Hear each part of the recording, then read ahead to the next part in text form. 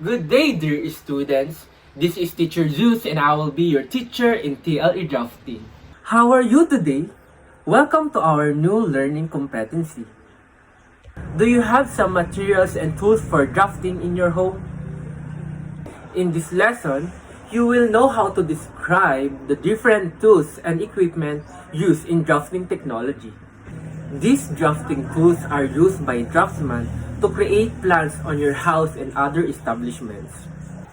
Our design was created using tools and materials available in our locality. Can you see it around? Can you identify them? Do you know how to use it? Great job!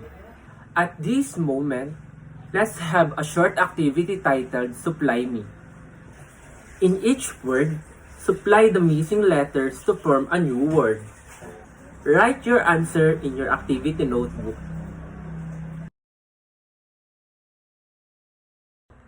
Did you enjoy your activity, class? Splendid! This time, you are going to identify tools needed to accomplish a task. How did you find your activity so far? This time, you are now ready to distinguish tools and materials according to their description.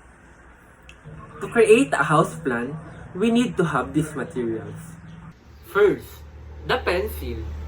The most commonly used tools of a draftsman. They come in different grades of softness to hardness. American system of pencil grade ranges from 1 to 3, while European system ranges from 9H, which is the hardest, and 9B, which is the softest.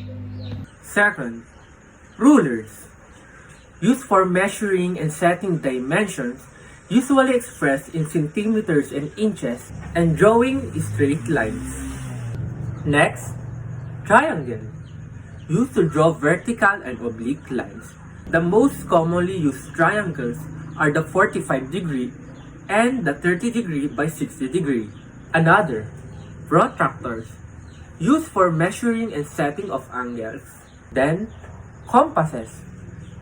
Tools used in drawing arcs and circles. T-square, composed of a long strip called blade and a short piece called head. Used in drawing horizontal lines and also serve as guide in drawing vertical and diagonal lines for triangles. Drafting or drawing templates. A flat piece of plastic with standard symbols cut in it. The template strips are used as guides for drafting symbols on plans. Eraser and erasing shield. Used to remove pencil or ink smears. The erasing shield is made up of metal or celluloid with irregular holes. It protects the rest of the drawing when making an erasure. Drawing tapes. These are used to fasten paper to the drawing board or table. Masking tape, scotch tape, and other tapes are used. Thumbtacks are sometimes used in place of tapes. Adjustable triangle. A device combines the protractor with triangles to produce great versatility of use. Technical fountain pen with a tube and needle point is available in several line widths, which are fixed and suitable for freehand and mechanical drawing and line work. Drawing paper, a hard and smooth surface. It does not groove easily when pressure is applied to the pencil. It can withstand erasures. Oslo paper is an example of good drawing paper. Tracing paper. Thin, transparent paper on which ink or pencil drawing is made for reproduction in blueprint or white print. And the last, drawing table. Refers to a table where the drawing paper is laid and fastened. Their working edge should be perfectly straight and their surface trim and smooth as this is the edge along with the T-square is moved. Did you see the different tools and equipment used in drafting? Great! Now that you know the description already, do you know how to prepare and use it? In preparing tools and equipment for a specific job, it is essential to Step 1. Identify first the tools. Step 2. Describe the tool and equipment. And step number 3. Count them to suit for a specific job requirement. In identifying materials, there are also 3 things to remember. First, identify tools and equipment applicable. Second, count the description of tools and equipment needed. And last, identify tools and equipment according to job requirements. In securing requisition of materials, you must remember these 3. 1. Request the needed tools and equipment according to prepared list. 2. Follow the company's standard operating procedure or SOP. And number 3. Provide substitute tools and equipment without sacrificing cost and quality work. Since you are now familiar in equipment and tools in drafting, you are now getting better in becoming a draftsman.